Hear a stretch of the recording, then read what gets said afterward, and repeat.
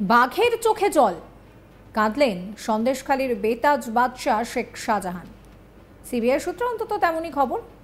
CBI সূত্রে খবর যে হস্তান্তরের আগে পর্যন্ত শেখ শাহজাহান বুঝতে পারেননি যে তাকে সিবিআই এর হাতে তুলে দেওয়া হচ্ছে। সিবিআই তাকে নিয়ে যাবে এটা বোঝার পর কার্যত ভেঙে পড়েন শাহজাহান। তার চোখ দিয়ে জল বেরিয়ে আসে। সিবিআই সূত্রে খবর, দিন সাতেক আগে সংবাদ মাধ্যমকে দেখে আঙুল নেড়ে বার্তা দিয়েছিলেন শেখ শাহজাহান, আর সেই বার্তা যেন মিশেছিল নির্দেশের মধ্যে। তর্জনী উঁচিয়ে সন্দেশখালীর বাঘ হয়তো বুঝিয়ে দিয়েছিলেন যে না, তিনি এই নিয়ে কোনো রকম কোনো কথা বলবেন না। এক সপ্তাহ পর সেই শাহজাহানের একেবারে ঘোর বদল। শুক্রবার তাকে মেডিকেল পরীক্ষার জন্য নিয়ে যাওয়ার সময় সুবোধ বালকের মতো তাকে দেখা গেল নতুনভাবে। বুধবার রাতে সিবিআই হেফাজতে যাওয়ার 24 ঘন্টা পর শাহজাহানকে মেডিকেল পরীক্ষার জন্য জোকা ইএসআই হাসপাতালে নিয়ে যাওয়া হয়। সেখানেই সংবাদ মাধ্যমকে দেখে প্রথমবার মুখ খুললেন শাহজাহান। যা বললেন তার অর্থ তিনি সুবিচার আশা করছেন, তবে ইডি, সিবিআই, পুলিশ বা আদালতের কাছে নয়। শাহজাহানের সেই কথায় আশার থেকে নিরাশাই কিন্তু চোখে পড়ল বেশি।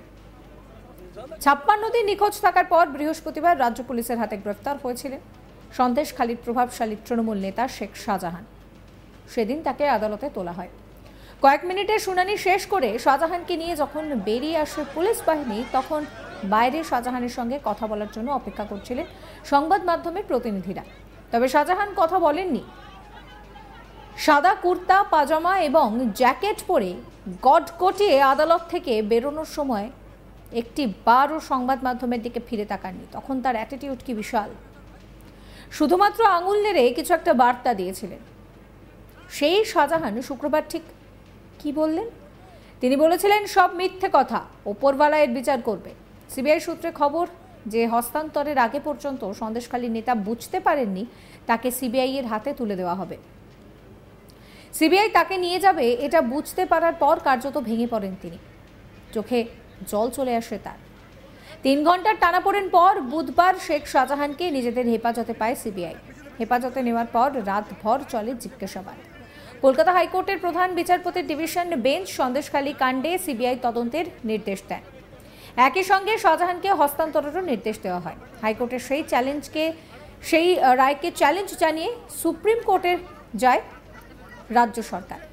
হাইকোর্টের নির্দেশ বহাল রাখে শীর্ষ আদালত। হাইকোর্টের নির্দেশে কোনো হস্তক্ষেপ হয়নি জানিয়ে দেওয়া হয় সুপ্রিম কোর্টের তরফে। শুক্রবার সকালে ফের শেখ শাহজাহানের বাড়িতে গেল সিবিআই। সঙ্গে ইডির 2 অফিসার এবং ফরেন্সিক টিম, কেন্দ্রীয় বাহিনীর জওয়ান সহ দলটিতে প্রায় শতাধিক মানুষ রয়েছেন। শাহজাহানের বাড়িতে তদন্তকারীরা ঢোকেন। বাড়ি ঘিরে ফেলে কেন্দ্রীয় বাহিনী। চারপাশ ঘুরে দেখে। এলাকা থেকে নমুনা সংগ্রহ করা হয়। ফরেন্সিকের সদস্যরা শাহজাহানের বাড়ির আশেপাশে যাওয়া আসার এলাকায় স্কেচ নিচ্ছিলেন। ক্যামেরাবন্দি করা হচ্ছিল বিভিন্ন মুহূর্ত।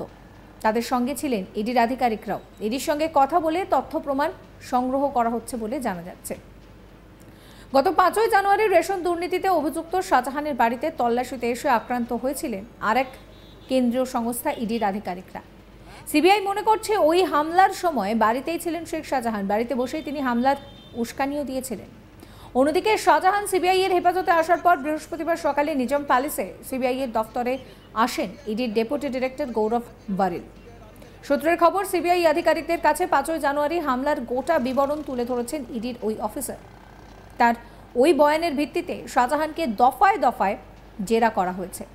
আক্রান্ত ইডি আধিকারিকরাই সন্দেশখালীতে সিবিআই এর সঙ্গে রয়েছেন। তারা হাত নেড়ে কোন দিক থেকে কিভাবে আক্রমণ করা হয়েছিল তা সিবিআই আধিকারিক এবং ফরেন্সিক আধিকারিকদের বোঝান। এদিন সিবিআই শাহজাহানের বাড়ির কাজ মিটিয়ে সন্দেশখালী মার্কেট, যেটা শেখ শাহজাহান মার্কেট নামে খ্যাত, সেখানে যান। সেখানে শাহজাহানের একটি অফিস ছিল।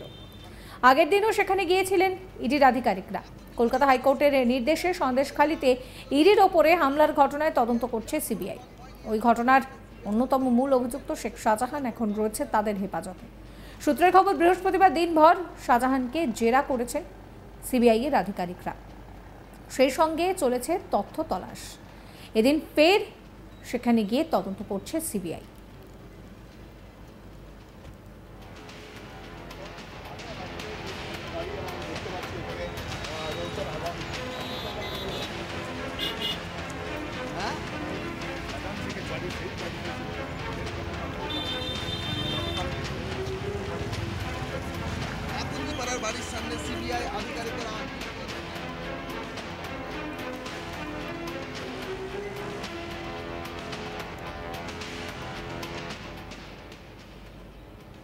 বাঘের চোখে জল, তা বোধহয় কেউ আশাও করেনি। হ্যাঁ, একটা সময়ে নিজেকে সন্দেশখালীর বেতাজ বাদশা ভাবতেন শেখ শাহজাহান। কিছুদিন আগে পর্যন্ত তার বডি ল্যাঙ্গুয়েজ লক্ষ্য করার মতো ছিল। তাকে যখন প্রথমবার 29 তারিখ গ্রেফতার করা হয়, সেই সময় আমরা কি দেখে থাকি যে পুলিশ যদি কাউকে গ্রেফতার করে পুলিশ সঙ্গে নিয়ে যায়, কিন্তু আমরা যে ছবি 29 তারিখ দেখেছিলাম যে শেখ শাহজাহান এগিয়ে চলেছেন, তার পিছনে পুলিশ রয়েছেন, দেখে প্রশ্ন উঠছিল যে শেখ শাহজাহানকে পুলিশ গ্রেফতার করেছে নাকি পুলিশকে শেখ শাহজাহান গ্রেফতার করেছে। এবং শেখ শাহজাহানের সঙ্গে সেই সময় শুধুমাত্র যে কনস্টেবল পদের আধিকারিক পুলিশ ছিলেন তা কিন্তু নয়, আইসি তিনি নিজে পর্যন্ত ছিলেন, অথচ তাকে ছোঁয়া বা তার হাত ধরার কোনো রকম কোনো সাহস কারুর ছিল না।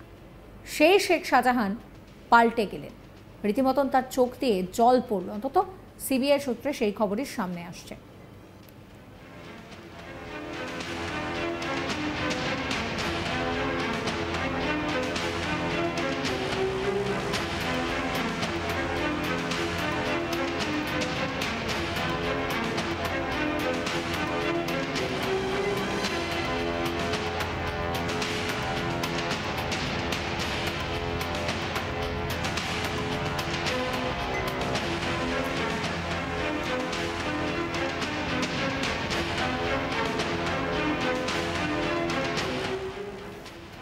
সিবিআই সূত্রে খবর যে হস্তান্তরের আগে পর্যন্ত শেখ শাহজাহান বুঝতেই পারেননি যে তাকে সিবিআই এর হাতে তুলে দেওয়া হয়েছে। সিবিআই তাকে নিয়ে যাবে এটা বোঝার পর কার্যত ভেঙে পড়েছেন শাহজাহান, তার চোখ দিয়ে জল বেরিয়ে এসেছে। দিন শতেক আগে সংবাদ মাধ্যমকে তর্জনী দেখিয়ে বার্তা দিয়েছিলেন, আর সেই বার্তার মধ্যে কোথাও না কোথাও নির্দেশ মেশানো ছিল। তিনি বুঝিয়ে দিয়েছিলেন যে তিনি কোনো কথা বলবেন না। এক সপ্তাহের মধ্যে সেই শাহজাহানের একেবারে ঘোর বদল।